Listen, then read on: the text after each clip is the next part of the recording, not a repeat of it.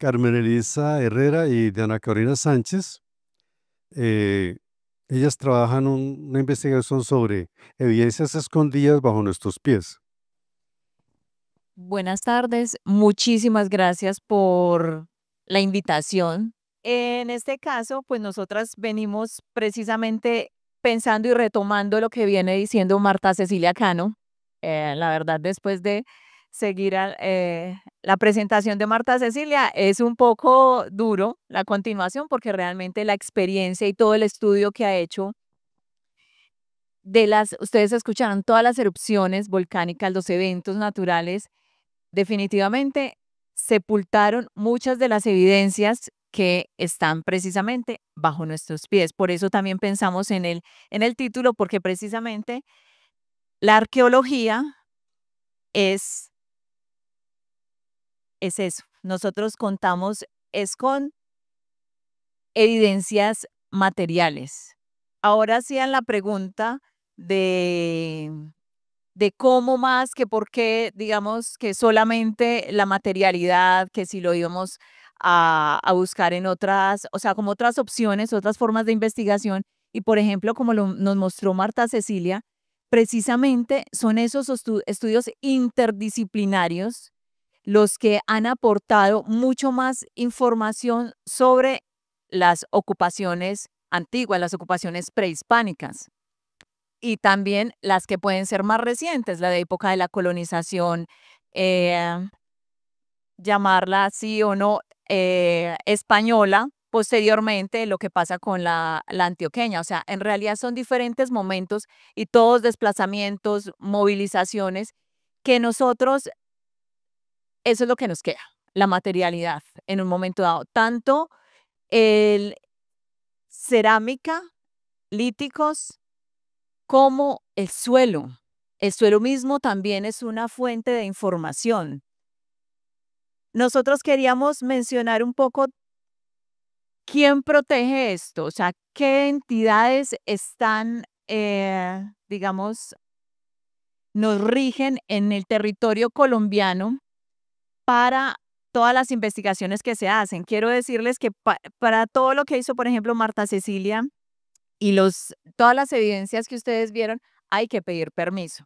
O sea, no es que simplemente yo voy a excavar y ay, a mí me dijeron que allá hay una estructura, una tumba, entonces me voy a ir a ver qué es lo que hay. No, nosotros tenemos que pedir permiso. ¿Ante quién? Ante el Instituto Colombiano de Antropología e Historia, una entidad adscrita al Ministerio de las Artes y las Culturas, como se llama ahora, y es el eje rector para todo lo que tenemos que hacer con el patrimonio arqueológico colombiano.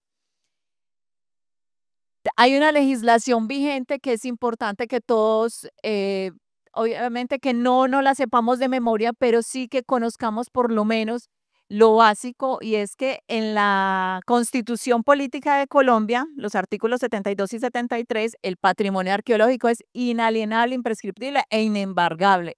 No lo podemos vender, feriar, intercambiar, que no, que yo le compro la vasijita a usted y usted a ver cuánto me da por ella. Absolutamente no, ¿cierto? O sea, solo somos custodios del patrimonio. No se puede vender.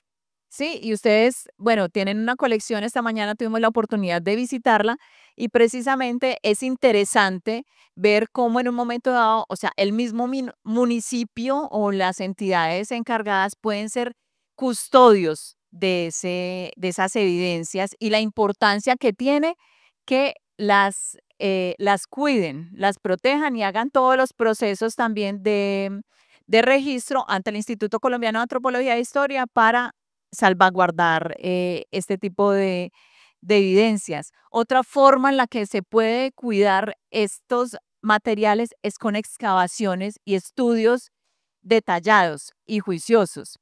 Por eso, digamos que la Guaquería, aunque muchas veces en toda esta zona fue uno de las formas iniciales como de reconocimiento del terreno e inclusive por la denominada colonización antioqueña y tal vez caucana, de venir y hacer y excavar, y con eso sacaban piezas e iban digamos que patrocinando sus mismas expediciones.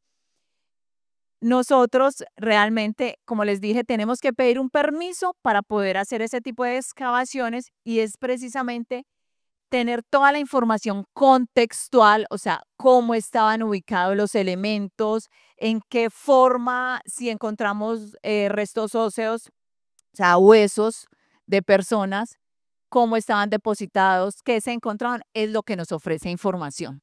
Solo la pieza de por sí, el elemento de por sí, no nos dice nada. Nosotros fuimos a la colección que ustedes tienen del Museo Arqueológico y tienen muchísimas piezas, muchísimos elementos. Sin embargo, no tenemos información, no se tiene la procedencia, no se sabe cómo fueron ubicados, en qué época se encontraron, si estaba, si era una tumba, si no era una tumba, ¿cierto? Entonces esa es la importancia de la investigación. Posiblemente no vamos a resolver todo el mundo, no vamos a dar una respuesta única, pero unos estudios juiciosos y detallados, lo que hizo, por ejemplo, Marta Cecilia, o sea, son años, años, años de estudio, lo que decía el profesor Gustavo también. O sea, los resultados pueden ser de décadas de estudios en un momento dado para usted presentarla en 10 minutos, en una hora, es eso. O sea, saber, por ejemplo, lo de las erupciones volcánicas que taparon, que sepultaron comunidades enteras, las avalanchas torrenciales, eso ha sido de muchos estudios, de análisis, de trabajar con geólogos, de buscar dinero para que puedan hacer las fechas. O sea, nosotros vemos el dato, 10.000, 5.000, sí, pero logre tener una fecha. O sea, eso es todo un proceso, porque a usted alguien le va a decir, no, es que eso toca mandarlo a Estados Unidos para que le puedan dar el dato. Toca mandarlo a Europa para que a usted le fechen. Eso cuesta. Y la cultura no es muy rentable en muchos aspectos para decirle al municipio, no, vea, dennos tanto para eso, pero es ese tipo de información la que precisamente nos puede dar para lograr entender ese rompecabezas que puede ser nuestro pasado, entender quiénes ocuparon nuestro territorio. Nosotras queríamos tomar un poco el proceso de arqueología en el ámbito de los programas de arqueología preventiva. ¿Qué son los programas de arqueología preventiva? Son unos, como su nombre lo dice, programas que tratan de hacer estudios iniciales antes de las obras, antes de la ejecución de obras civiles, de infraestructura vial, eléctrica, de minería, de urbanizaciones, ¿sí? Está dentro de todos los movimientos de suelo que podamos hacer y que después se puede ver afectado el patrimonio, todo lo que está bajo nuestros pies. E inclusive, no sé si en el municipio hay petroglifos, pero pues también se considerarían evidencias arqueológicas, que son todas estas rocas talladas que nos dan también información. Y no sé si se vieron el video también del documental de Chiribiquete, que son el arte rupestre de grupos antiguos que plasmaron en las rocas toda esa información, todas sus vivencias, todas sus historias y que hace parte también de nuestro patrimonio arqueológico. Tenemos dentro de esas fases de arqueología preventiva que hay unos términos de referencia, lo pueden consultar en el Instituto Colombiano de Antropología e Historia, y tenemos la fase inicial de prospección. ¿Qué es prospección?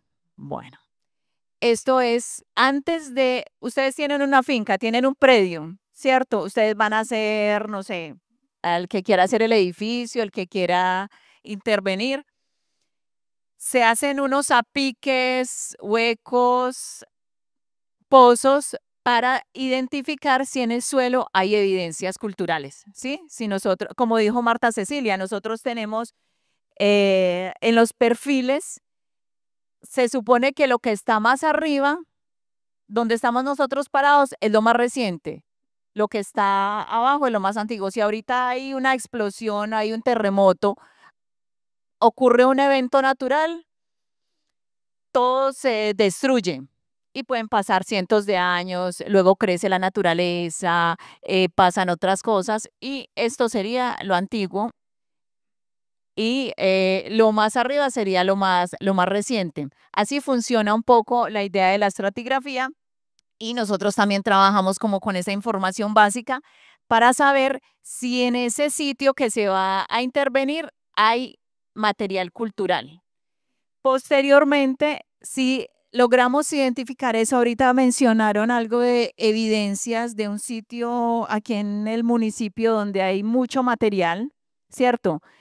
Hay una fase que se llama de rescate. Si yo dentro de esa prospección inicial logro identificar que hay unos puntos donde hay muchas más evidencias, se llama una fase de rescate y es hacer excavaciones detalladas, bajando por niveles de 5 centímetros, 10 centímetros, muy específicos. Ustedes ven ahí que tienen que ser pues muy cuadraditos, o sea, siguiendo como unas características. Los palitos que ustedes ven blanco con rojo nos dan una idea de la escala, ¿cierto? O sea, cuánto puede medir la excavación para no tener que, porque la fotografía, ustedes saben que dependiendo de dónde se tome, pues la perspectiva cambia. Y en ese sentido se hace la excavación detallada del área que consideramos con mayor potencial arqueológico previo a la construcción. Obviamente, este tipo de estudios también lo hacemos en investigación, ¿cierto? Queremos tener como información más detallada, ustedes quieren tener información contextual del municipio, que fue, por ejemplo, lo que hicieron con el FOREC, también muy interesante en el año 2000-2001, para saber dónde había tal vez sitios arqueológicos. Seguidamente, ya al final, cuando se hizo el rescate, venimos a una fase de monitoreo, que es cuando ya se va a dar la obra o, por ejemplo, ya se va a dar la explotación de minerales, ¿cierto? En una cantera, por decirlo, o van a tirar una red eléctrica, se va a construir el edificio, hacemos el acompañamiento arqueológico. O sea, muchas veces nosotros como arqueólogos estamos pegados ahí al ladito de la máquina, de la retroexcavadora, para identificar evidencias culturales y cosas que nosotros no logramos identificar en el momento del rescate. Como mostró Marta Cecilia, por ejemplo, esos eventos naturales, esos torrenciales, si ustedes lograron dimensionar, habían capas podían ser 7 metros. Por ejemplo, la de Villa María, eso tenía casi 10 metros de espesor. O sea, nosotros a punta de palustre no íbamos a llegar allá. O sea, eso sí, no lo vamos a llegar. Es cuando pasa la máquina que hace todo ese proceso de corte, de escapote inicial, que nosotros logramos ver esos elementos que fueron sepultados a tanta profundidad por un evento o también pueden ser por cosas antrópicas recientes, sí, por ejemplo, que hayan un relleno, donde lo que hicieron fue depositar y depositar y depositar material, que es un poco lo que está pasando ahorita con el Hospital de Alta Complejidad en Pereira, ¿sí? Allá las evidencias se han encontrado por debajo de suelos que fueron recientemente, digo recientemente, o sea, 20 años, 30 años, alterados porque lo que hicieron fue que depositaron materiales e hicieron una pista de motocross, pero que taparon lo que estaba debajo. Sí, ahora apenas se lograron identificar cuando hicieron la excavación ya para la cimentación del hospital. Finalmente, la fase de laboratorio. Me recuerda mucho la persona que preguntó lo de las evidencias. Nosotros, o sea, el proceso de laboratorio muchas veces se puede demorar más de lo que se demoró toda la parte de campo. Ustedes, por ejemplo, aquí nosotros preguntábamos y Juliana nos decía, ¿cuántas piezas tienen? Tienen más de 200 piezas en el museo. Hay que fotografiarlas, hay que inventariarlas, hay que medirlas, hay que describirlas. O sea, hay que hacer una cantidad de cosas con cada uno de esos elementos y esos procesos que se tienen son, esa vaina es muy demorada. O sea, eso no es que uno llegó y ustedes ven que ahí la persona está midiendo, tiene otros elementos y toda esa información es la que posteriormente tenemos que analizar para lograr tratar eh, de comprender un poco quiénes fueron los que ocuparon ese territorio. Marta Cecilia ya mencionó algunas de las evidencias. Yo creo que a esta le sumaría más, o sea, tenemos obviamente cerámica, los líticos que son las rocas, los restos óseos son supremamente importantes. Estos restos óseos son de una tumba, de unas tumbas en Pereira y precisamente, por ejemplo, acá, porque tenemos estos suelos de origen volcánico, lastimosamente afectan mucho estos materiales. Marta, preguntaban ahora lo de las maderas, precisamente las características de acidez de los suelos por esas cenizas hace que no se conserven, o sea que las posibilidades de conservación son muy pocas. Podemos tener algunos elementos que se conservan, como ustedes ven a la derecha, que fueron carbonizados, ¿cierto? O sea, que sufrieron una exposición al calor y ahí tenemos raquis de maíz.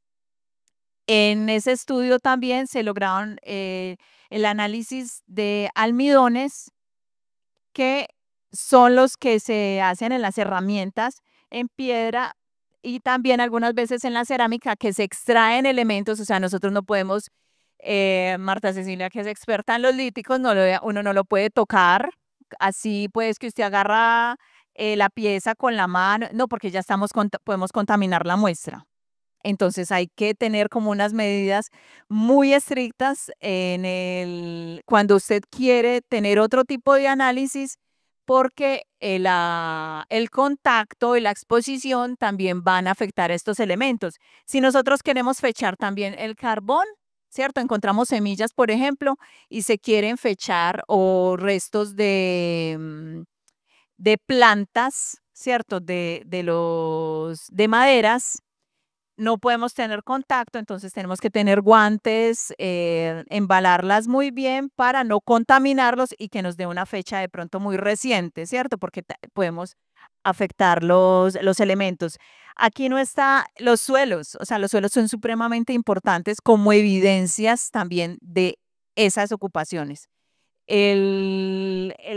Digamos que esto es como un complemento realmente a la exposición de Marta Cecilia. Y bueno, los dejo con Diana Carolina Sánchez. Buenas tardes.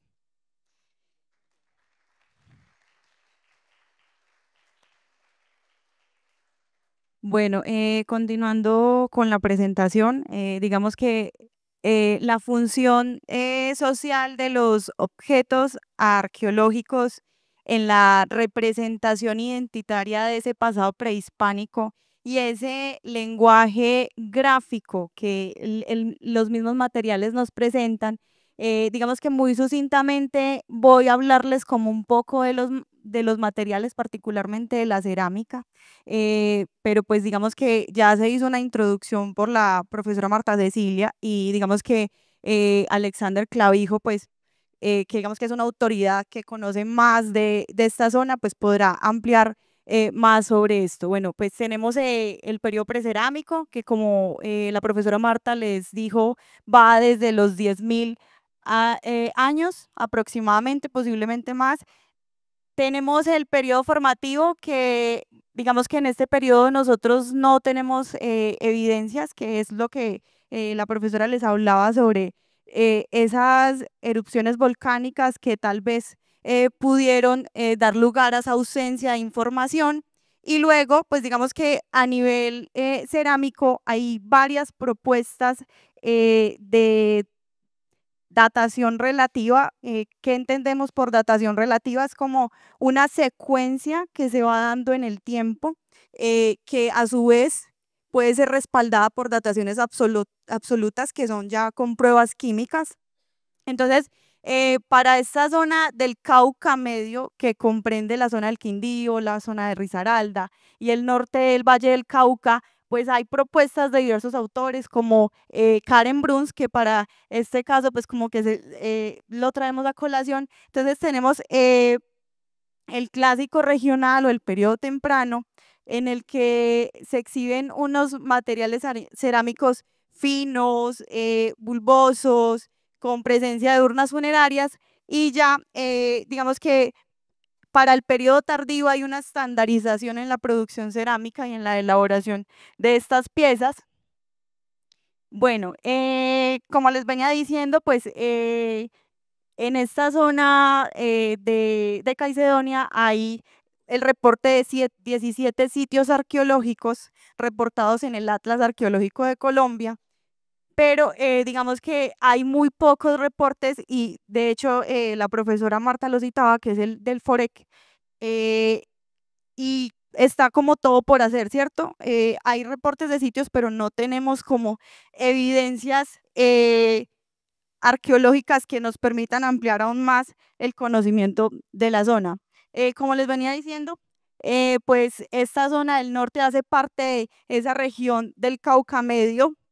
Digamos que esa región comprende todas estas zonas que les venía diciendo, el Quindío, el Risaralda, y digamos que el Cauca Medio y más que todo como esa depresión que presenta o que delimita el río Cauca, es una zona que favorece la ocupación por todos los servicios ecosistémicos para la zona.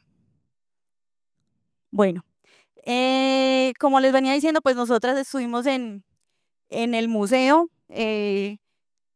nos encontramos con que hay piezas, digamos, descontextualizadas, no tenemos información de la recuperación de ellas porque varias de ellas han sido donadas por la comunidad. Entonces, de ahí la importancia como de que ustedes conozcan por qué es importante recuperar el material de manera contextual, ¿cierto? Bueno, digamos que pues todo el tema de los primeros pobladores, de los cazadores, recolectores, plantadores de los que nos hablaba la doctora Marta Cecilia, pues ya estuvo ampliado. También les traemos como a colación o sea, esta secuenciación cronológica. Digamos que según la autora Karen Bruns, en el periodo temprano existen la tipología marrón inciso y tricolor, que va del 1000 antes de Cristo al 600 después de Cristo, que eran sociedades agrícolas con alfarería, y se presentan este tipo de piezas, urnas funerarias muy elaboradas, finas. Luego, para un periodo tardío, con la estandarización de la producción cerámica, encontramos estilos como el aplicado inciso y el blanco grueso. Este, por ejemplo, es estilo tricolor. Bueno, ya tenemos como, ustedes van notando ahí como los cambios o esas secuencias relativas de las que les hablaba. Blanco grueso. A su vez, pues también hay otras propuestas del Cauca Medio, que también son sociedades agrícolas con alfarería. Y bueno, para esta zona del Valle del Cauca, tenemos pues, nuevamente retomando el tema precerámico, el periodo Ilama, que digamos que son piezas arqueológicas muy pulidas que se caracterizan por representar formas zoomorfas, antropomorfas. El periodo Yotoco, que también es un periodo temprano en el que también se exhibe unas vasijas muy pulidas. Y ya digamos el periodo Sonso, que abarca un largo periodo en el que se nota una mayor producción de cerámica, una cerámica más burda, que precisamente muestra como esos cambios culturales. Bueno, sobre la preservación y ética, digamos que Carmen ya les había venido hablando que el patrimonio arqueológico es amparado por una normativa y por una entidad que es el Instituto Colombiano de Antropología e Historia. Digamos que cumplir con esa legislación es importante en la medida en que podemos continuar como escribiendo la historia de las zonas de manera contextualizada, reportar los hallazgos arqueológicos. Muchas veces es muy satanizado entre la comunidad que se encuentra, digamos, algún tipo de material arqueológico y muchos de ellos deciden no decirlo por temor a todo ese tema del marco legal. Desafíos actuales, pues está como todo el saqueo que hay al patrimonio arqueológico. Caso citado, pues estuvo mucho por redes sociales unos guaqueros que enseñaban a guaquear. Entonces, digamos que ese tipo de replicar como ese tipo de situaciones ponen como en mucha vulnerabilidad la amenaza de sitios arqueológicos, además de también los procesos de urbanización que cada vez son más amplios, en los que ese patrimonio también se ve amenazado, y digamos que es vital trabajar con la comunidad y que la comunidad conozca su patrimonio, se apropie de él, porque solo es la comunidad la que puede velar por la protección de ese patrimonio. Bueno, como se venía diciendo, valorizar el patrimonio cultural pues hace parte de nuestra identidad cultural, el conocimiento local y nacional a nivel arqueológico, ¿cierto? De ese pasado que nosotros tenemos, y a su vez ese valor patrimonial en el sentido en que se le da el uso social a esos objetos arqueológicos. Bueno, y pues como para terminar, un sitio arqueológico no posee todos los elementos, y de allí la importancia de esas perspectivas regionales que nos hablaba la profesora Marta Cecilia Cano. Y bueno, muchísimas gracias.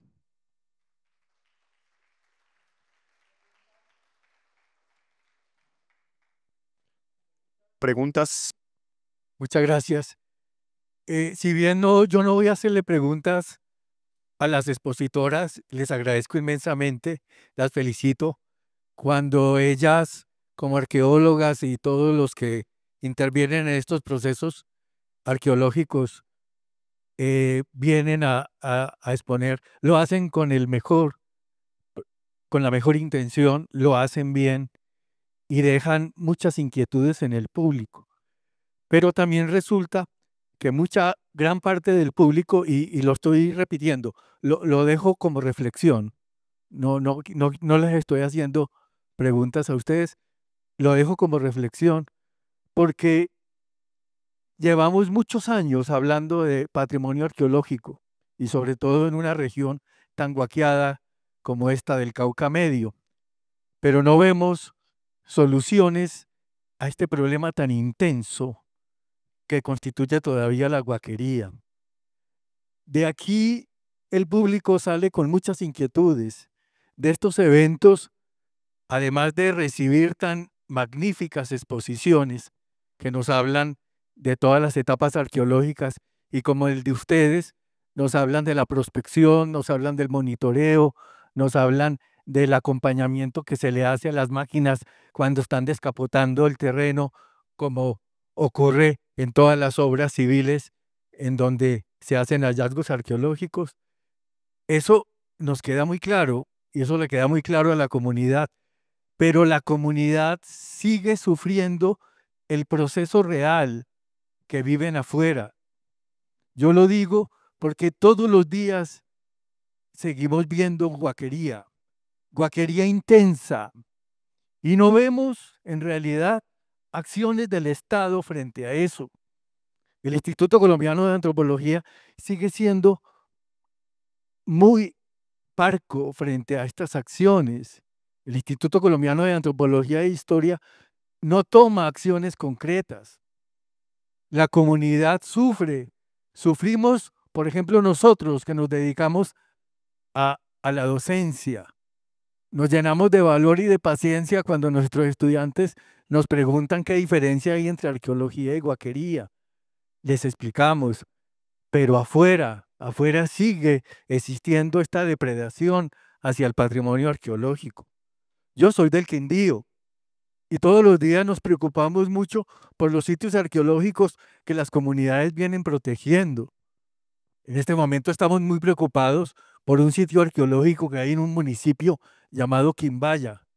el Instituto Colombiano de Antropología e Historia se ha dado cuenta que desde hace 20 años que se descubrió este sitio, las estructuras de piedra se vienen deteriorando, están a la intemperie, se destaparon y las piedras, las lajas de piedra se están cayendo. No se hace nada al respecto. Está muy bien que se haga prospección, está muy bien que se haga investigación básica, está muy bien que se haga arqueología preventiva, pero necesitamos urgentemente rescate arqueológico. En este momento nos damos cuenta, los guaqueros llegan y nos entregan hasta material de madera. A veces llegan los guaqueros con granitos de maíz encontrados en los sitios guaqueados. Se los tenemos que recibir y nosotros nos quedamos pasmados, no sabemos qué hacer con eso, porque si no se los recibimos, sencillamente eso se pierde. Entonces, por favor, necesitamos más acciones concretas del Estado, pero lo que dijo usted al final, es vital trabajar con la comunidad. Entonces, mi reflexión final es la siguiente. Los recursos que el Instituto Colombiano de Antropología e Historia está utilizando para investigación de arqueología preventiva podrían ser también utilizados en sensibilización comunitaria, en educación, incluso a los guaqueros, para que esta lacra de la guaquería no siga destruyendo el patrimonio arqueológico. Qué bueno que el Estado cambie de sentido en estas acciones para que de pronto los ciudadanos y todos los que nos interesamos por la protección del patrimonio arqueológico andemos más tranquilos. Ya por último les digo, en los últimos años yo vivo en el Quindío y llegan específicamente de la Unión Valle. Yo no lo conozco, yo no conozco este municipio. Llegan de la Cumbre y llegan de otros municipios del Valle del Cauca con cantidad de elementos arqueológicos a traficarlos en el Quindío. Seguramente aquí ya no se los reciben en los museos de los municipios, porque sí, los donan y los guaqueros quedan con un ego impresionante. Claro, no, maravilloso, son los héroes, porque le donan a la administración municipal lo que han guaqueado, lo que a ellos no les interesa. Llegan al Quindío y allá encuentran el terreno fácil para venderlo. Han avanzado mucho ustedes en Risaralda y yo agradezco y felicito a Marta Cecilia y a Carlos y a todos los profesionales de la Universidad Tecnológica. Han avanzado mucho en el Valle del Cauca con lo que hace el INCIBA y con lo que hacen todas las instituciones. En el Quindío seguimos muy mal. El Quindío necesita una acción urgente del Estado, de la comunidad académica y de todos para terminar con esta lacra de la guaquería. Muchas gracias. Una cosita como para al final, y usted puso dos ejemplos supremamente importantes. Digamos que en el caso de Pereira, efectivamente es un trabajo de años. Y dos cosas que yo veo que se pueden, digamos que hacer, e inclusive es porque el Instituto Colombiano de Antropología e Historia siempre ha sido muy centralizado, ¿cierto? Entonces realmente hasta muchos procesos son difíciles porque todo ha sido en Bogotá, los permisos hay que pedirlos, y ahí han tratado como de descentralizarlo un poco, pero no es fácil, inclusive por los recursos. Es haber logrado, y en el caso de Pereira, fue incluirlo yo no sé ahorita, pero en el plan de ordenamiento territorial, cuando lo formularon, o sea, como tuvo ese proceso de revisión en el 2006, o sea, hay formas en las que se debe poder amarrar. Una de las que yo vería en el caso del Quindío, inclusive acá de Caicedonia, es precisamente es que está dentro del paisaje cultural cafetero. Es uno de los atributos. Asimismo, aparecía en el plan de ordenamiento territorial de Pereira. Es decir, hay que buscar formas legales para, uno, visibilizarlo y dos, volverlo más obligatorio. Y tres, la comunidad es supremamente importante. O sea, a mí me parece fantástico que hayan jóvenes, porque en general, digamos que la máxima preocupación muchas veces es de nosotros los adultos, cuando uno ya está terminando, cuando ya está saliendo, cuando usted conoce la historia, pero cuando nosotros no conocemos la historia, pues simplemente la repetimos. Si al muchacho le dicen, no, es que yo saqué de acá, para él va a ser normal. Y lo mismo que decía Diana Carolina, si yo veo YouTube y veo al personaje que está sacando las cosas, o sea, lo voy legitimando, ¿sí? Nosotros, una mentira dicha y repetida y repetida 1000 veces la vuelven verdad, ¿cierto? Y ahorita las redes sociales, hay muchos opinadores, no buscamos las fuentes, creemos todo lo que aparece en las redes sociales. Cuando uno puede salirse de eso y buscar estos espacios donde no estamos descubriendo nada, simplemente estamos dando información que trata de ser lo más científica posible, lo más objetiva, ¿cierto? De ir a la fuente, o sea, nosotros trabajamos con fuentes materiales. Esa es la fuente de la arqueología. Y así para mí debe ser la forma en la que saquemos esto, vincular a los estudiantes a todo el proceso que se da. Tienen una colección arqueológica que seguramente está estática desde que se hizo yo vi afuera, decía 2002, 2003, ¿cierto? Dejamos que eso sea estático, hay que buscar la forma. Aquí Mauricio está trabajando con muchachos de audiovisual, o sea, hay que actualizarlos. Nosotros unas veces nos quedamos en eso. Digamos que también unas veces para uno ya de adulto es más difícil coger todas esas tecnologías y actualizarlas. Con los muchachos hay que actualizarlas, hay que volverlas legibles para ellos, para su momento histórico, que también es completamente digital, que todo es por las redes, que así es que se comunican, ¿sí? Para mí es más difícil hacerlo, ¿cierto? O sea, yo soy más chapada a la antigua, no me gustan las redes, no tengo Facebook, no tengo nada de eso. Sin embargo, sé que esas son las formas de comunicación ahora.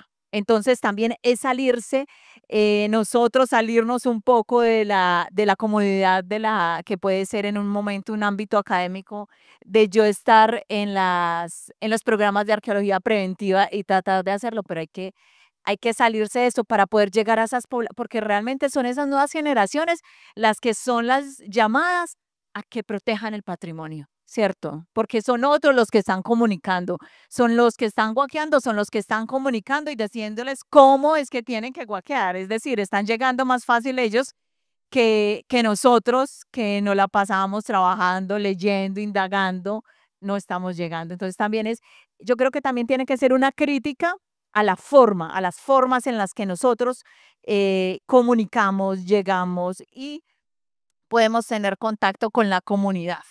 Las academias, las universidades tienen que salirse de su statu quo, toca salirse, toca hacerlo, porque si no, o sea, el patrimonio se nos está yendo y totalmente, o sea, porque las construcciones que uno ve a diario es impresionante. Exactamente. Entonces, por eso le digo yo, o sea, hay que buscar las formas legales de amarrarlo y de obligarlo. Es que para mí las alianzas público-privadas son fundamentales en este caso porque si no hay recursos, no hay plata para toda la investigación.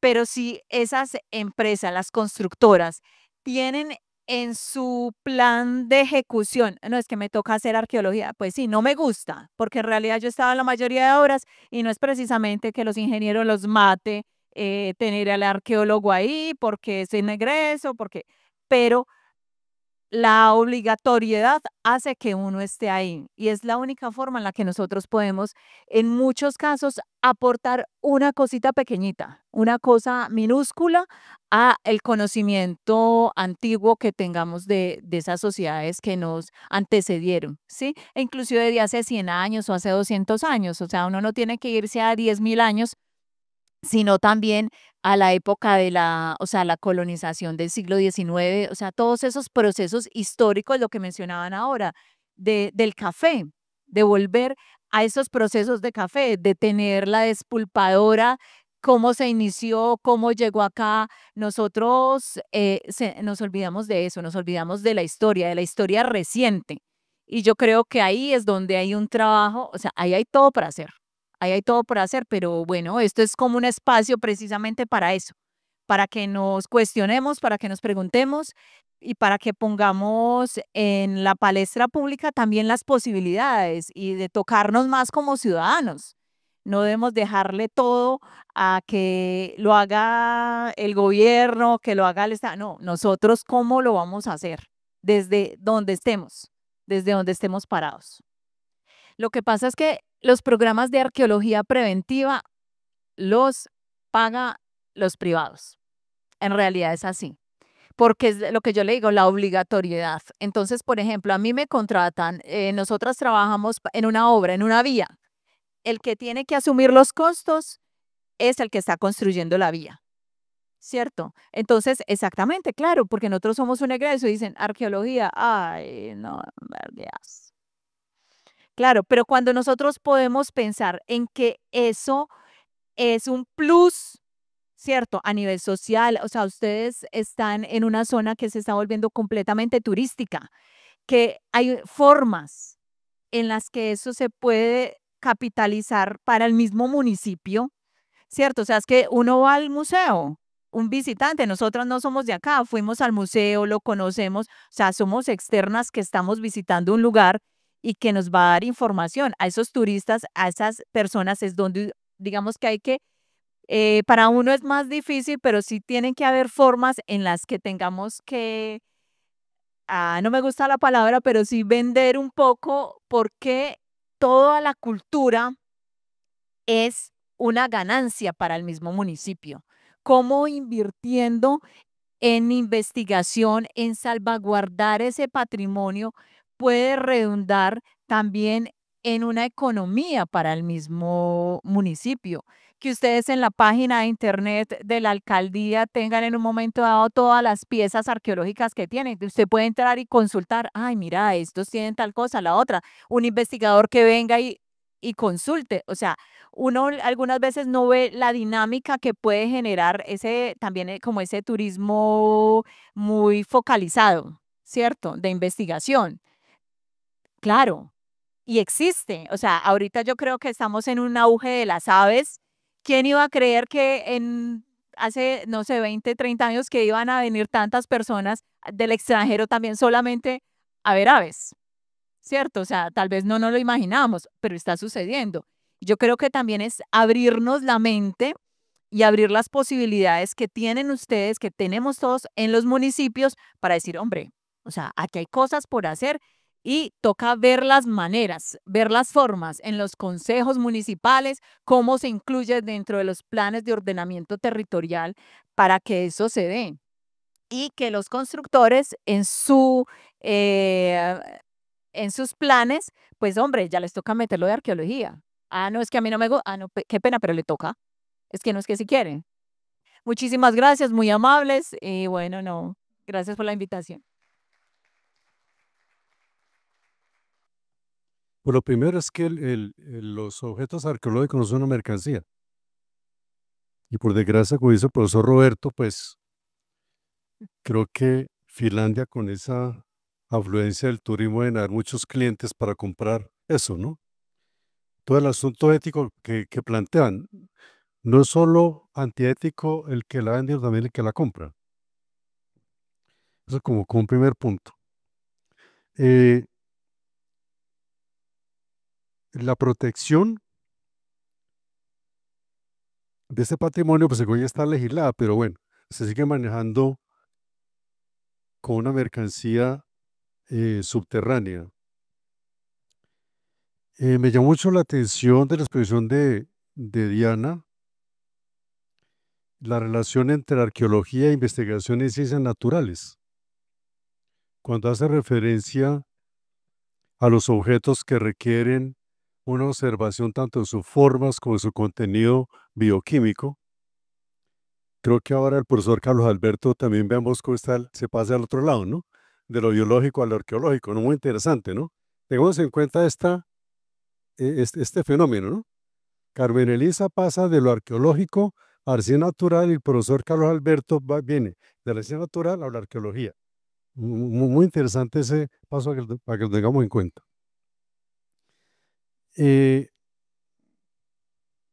que Caizuena tiene 17 sitios ya considerados como para exploración arqueológica. Vea, creo que toda esta zona es de una arqueología muy rica. El municipio que más tiene hallazgos arqueológicos, profesor Roberto, creo que estamos de acuerdo, es La Tebaida. No es porque los demás no tengan, sino porque La Tebaida es un municipio con mayor desarrollo de infraestructura en esta zona. Aeropuerto, avenidas, construcciones, grandes urbanizaciones, Puerto Seco, etc. ¿Qué significa esto? Que se necesita una inversión arqueológica en los demás municipios del país del Caudal Cafetero. Quiero matizar un punto en el que Diana Carolina no, y también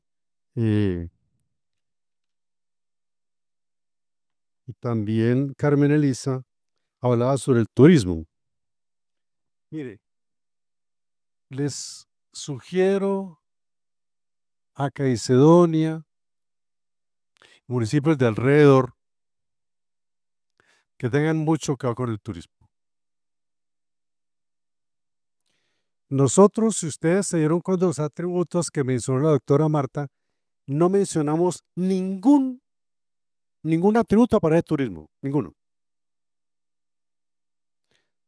Yo tuve la gran fortuna de hablar con los asesores de UNESCO,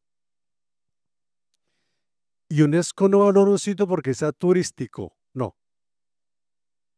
Lo valora es porque tiene una gran cantidad de elementos culturales que vale la pena preservar y mantener. Para ser claros, Cartagena no es patrimonio de la humanidad las playas, no, es la ciudad amurallada, no son las playas, ¿está claro eso? Pero por desgracia, con todo el auge del turismo en el departamento del Quindío, bueno, ya Sevilla lo copió, ¿no? Sevilla ese que quiere ser el Salento del norte del Valle del Cauca, terrible, espantoso. Vea, queridos asistentes, los colores tradicionales de las viviendas de la colonización antioqueña son rojo cereza, verde limón, zapote, amarillo, azul y blanco. Esos colores reproducían los tonos de la naturaleza. Captaron, ¿no? Todos de la naturaleza. ¿Cierto? Los captaron bien, ¿cierto? Pero ahora se pasó a violetas, fucsias, verdes aguamarinas. Yo siempre me burlo de la Casa Encanto de Finlandia, profesor Roberto. Esa Casa Encanto de Finlandia fue inspirada en un cholao ayuno. Qué porquería esa vaina. Esa Casa Encanto de Finlandia es un atractivo turístico, es una casa para una muñeca Barbie, no para una familia cafetera. Entonces, claro, la película Encanto condujo a que el que dio sea con los colores de Disney, ¿no? Entonces, por favor, mucho cuidado con el turismo. Entonces, hay que tener muy en cuenta eso. Muchas gracias.